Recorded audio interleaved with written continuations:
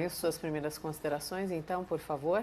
Bom, sou prefeito de registro, né? Vamos começar aí pelo óbvio, né? Ninguém deve ser condescendente com abuso de autoridade, especialmente quando há emprego de força excessiva ou prática de corrupção. Qualquer ilícito cometido por agentes do Estado deveria ser apurado e punido, né, com rigor e celeridade exemplares. Eu acho que isso é ponto pacífico aqui no debate. Mas a pergunta desse programa ela é muito capciosa, né, que é o seguinte: a polícia é muito violenta? Bom, é muita desonestidade intelectual responder essa pergunta fora do contexto da realidade brasileira, porque aqui a violência é generalizada. E os perigos a que são expostas as forças policiais extrapolam todos os limites razoáveis.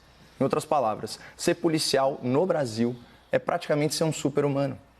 Quem você conhece que aceitaria subir um morro dominado por um poder paralelo que tiraniza e explora a população local? Quem que você conhece que se dispõe a encarar criminosos portando arma militar com pistola que chega a disparar sozinha? Quem você conhece que aceita deixar a família, deixar os filhos assustados em casa por 3 salários mínimos ao mês? Né? Em comparação com uma pessoa comum, como eu, como você, espectador, o policial brasileiro é submetido a um nível de estresse, de ansiedade, de tensão que são inimagináveis. Porque esse é um país que se diz em paz, mas que vive em guerra, refém do crime organizado, das facções terroristas. E isso foi potencializado aí por 3 fatores, né? Então, em primeiro lugar, desarmamento civil, mudanças na lei penal e depois sucateamento da polícia. Resumindo, nas últimas décadas, os governos da esquerda desarmaram a população civil e deixaram o cidadão de bem à mercê dos bandidos sem direito à legítima defesa.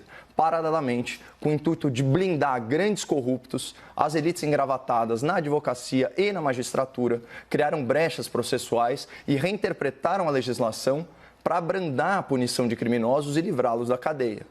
Além disso, políticos, né, que andam de carro blindado e contam com escolta particular, optaram por desprestigiar a força policial, moral e financeiramente. O que vocês acham que aconteceu? Segundo o mapa da violência, 51 mil homicídios em 2003, foi o primeiro ano do governo Lula. Em 2016, o último ano do governo Dilma, esse número superou 7 mortes por hora. Saltou para 61.600 mortes. São 10.500 assassinatos a mais por ano, segundo o Fórum Brasileiro de Segurança Pública. Isso é o Brasil com a esquerda no poder. Governos tolerantes com o crime, né? E são tolerantes porque eles próprios, muitos deles, já pegaram em armas ou já assaltaram cofres privados e públicos para financiarem as suas causas ou as suas casas, né? Também sítio, triplex e por aí vai. Bom, o número de homicídios agora, em 2009, então, primeiro ano do atual governo, despencou para 41.600 mortes. Então, é isso mesmo, 20 mil assassinatos a menos que no último ano do PT no poder. Então, o que mudou tão drasticamente? Prestígio presidencial aos soldados, o respaldo à corporação militar, o recorde na apreensão de produtos do tráfico, o uso da Força Nacional intervindo em estados e, sim, o aumento da letalidade policial em confrontos com o crime organizado. Alguém tem dúvida que isso fez reduzir a criminalidade violenta? Mas solucionar esse caos na segurança pública, gestado pela esquerda brasileira, não é um desafio para uma eleição, é um desafio para uma geração. Enquanto isso, né, o cotidiano de milhares e milhares e milhares de policiais é o mesmo. Eles continuam submetidos aí a condições desumanas de trabalho, correndo riscos incalculáveis e recebendo em troca um salário bem modesto. E bem injusto, para falar a verdade. Assim como é injusta a cobertura parcial que a imprensa militante faz do trabalho da polícia. A mídia enviesada trata a exceção pela regra, né?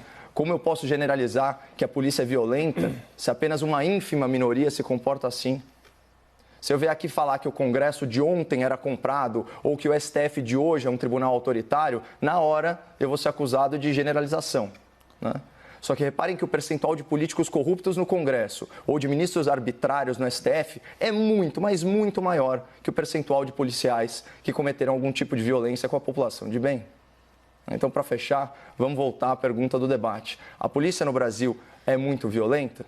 Bom, entre civis e militares, o Brasil tem mais de 500 mil de policiais. Eu me recuso a rotular uma classe de heróis com base em indivíduos corrompidos. Se a ideia for essa, seria interessante a gente debater no futuro outras categorias profissionais, com base aí também em questionamentos generalizantes. Por exemplo, os políticos no Brasil são muito bandidos?